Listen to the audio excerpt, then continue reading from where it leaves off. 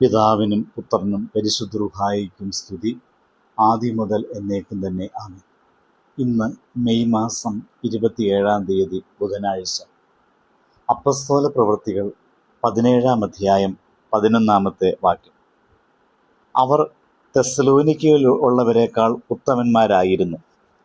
അവർ വചനം പൂർണ്ണ ജാഗ്രതയോടെ കൈക്കൊണ്ടതല്ലാതെ അതങ്ങനെ തന്നെയോ എന്ന് ദിനംപ്രതി തിരുവെഴുത്തുകളെ പരിശോധിച്ചു പോന്നു.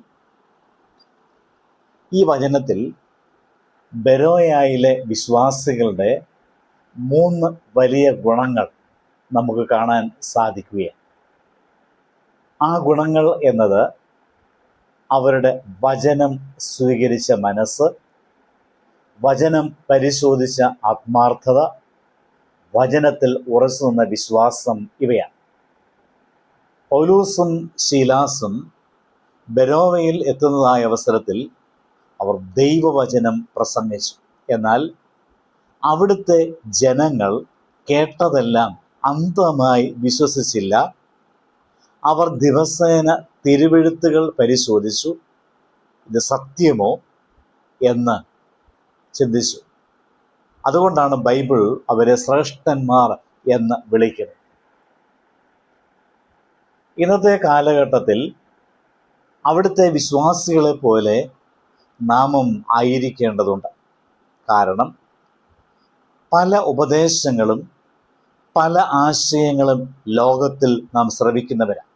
എന്നാൽ സത്യം തിരിച്ചറിയാനുള്ള അളവുകോൽ അത് മറ്റൊന്നുമല്ല, ദൈവവചനമാണ്. ഒരു വിശ്വാസിയുടെ ആത്മീയ വളർച്ച സഭയിൽ കേൾക്കുന്നതിനേക്കാളൊക്കെ ഉപരി ദിനംതോറും വചനം പഠിക്കുന്നതിലാണ് അടങ്ങിയിരിക്കുന്നത്. എന്നാൽ ഇന്ന് നമ്മിൽ പലരും വചനം ധ്യാനിക്കുവാൻ നമ്മൾ സമയം കണ്ടെത്താറില്ല. നമ്മുടെ സോഷ്യൽ മീഡിയയിൽ, മൊബൈൽ ഫോണിലൊക്കെ എത്രയോ സമയം നാം ചെലവഴിക്കുന്നവരാണ്. എന്നാൽ ദൈവവചനത്തിന് മുൻപിൽ എത്ര സമയം നാം ചെലവഴിക്കുന്നവരാണ് എന്ന് ചിന്തിക്കേണ്ടിയിരിക്കും.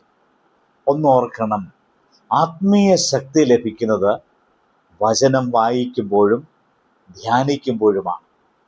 സങ്കീർത്തനക്കാരൻ അതുകൊണ്ടാണ് പറയുന്നത്, നിന്റെ വചനം എൻ്റെ കാലിന് ദീപവും എൻ്റെ പാതയ്ക്ക് വെളിച്ചവുമാകുന്നു.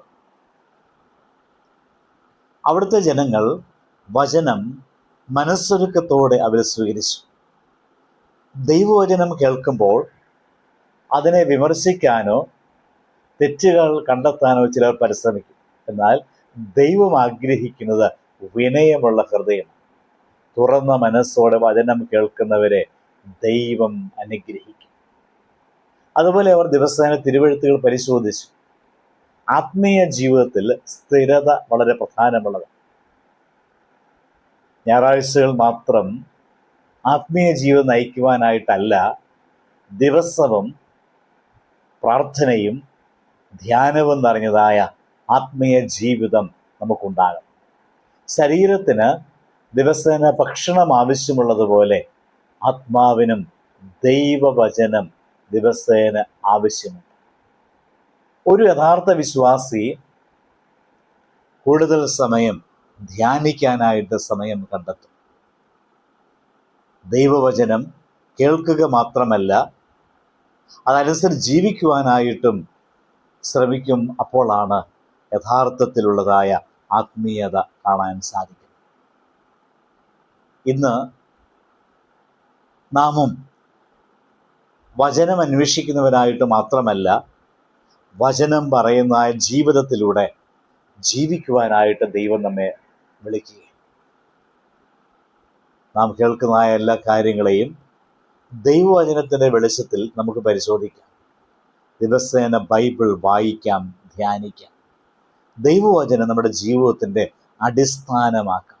അപ്പോൾ ലോകത്തിൻ്റെ ആശയക്കുഴപ്പങ്ങൾക്കിടയിലും നമുക്ക് സത്യത്തിൽ ഉറച്ചു നിൽക്കുവാൻ സാധിക്കും. പ്രാർത്ഥിക്കാം.